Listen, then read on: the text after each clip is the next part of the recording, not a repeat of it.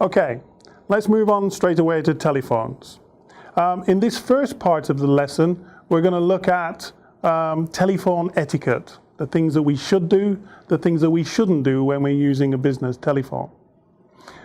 Again, in the first part, I'm not going to tell you where to look. I'm going to show you the things you should be looking at and the things you should be researching using Google, using online, and using, of course, the lessons that we put together. So in the first part of this lesson, remember the following points. Always remember to identify yourself. There are good ways and bad ways. I want you to go away and try and find out what is a good way of answering a business call. Is it, hey, this is Dave, who's calling please?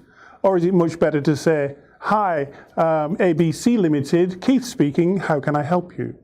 Research and look at the ways that you can find to answer the phone. Are there different ways that the phone rings? Is it a call ring the same for an external call as an internal call? Do you have caller ID on your phone? What happens when someone borrows your phone and you get it wrong? Think about these things. The second part, be sensitive to the tone of your voice. Tone is critical. If you are ringing and you say, hey, it's me, it's not always appropriate for a business call. If you say, hi, this is Keith, what can I do for you? I'm very busy. It's not a good sign. We have to choose the right tone for the right moment.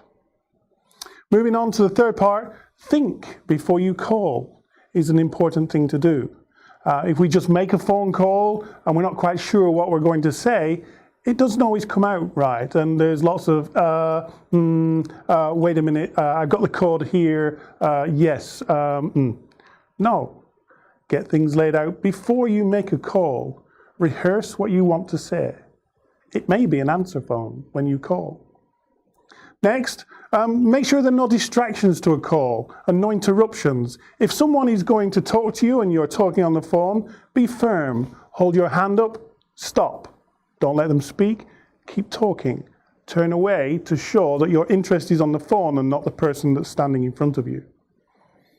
Moving on, always remember to speak slowly and clearly, especially when you're leaving messages. Very often there's a trick to leaving messages. The trick is outlined in the lesson, but in short, it's a good idea if you hear the answer phone, hang up, write down what you want to say, and then call again. Okay, so when you call again, you're prepared, you know what you're going to say. Other areas, when do we turn off our phone? Have you ever turned off your phone when you're going into a meeting or something that's important? When do we turn off our phone? All too often, it's never, and that can give us problems. The lesson goes on to advise us when we should do that. Knowing your volume. We can talk too loud. It still comes out on the telephone as the same volume, but we can stress. We can tell the stress from people's voice, how they're feeling when they're shouting. It's always good to know the power of your voice, especially when you're inside or outside. If you're in a quiet room, the tendency is to speak quietly. If you have a good microphone, that's fine. If you're outside, we tend to shout to try and cover the noises around us. Not always a good idea. And finally, don't get distracted by other things. Don't find yourself in a situation where all of a sudden something distracts you. Oh, she's nice.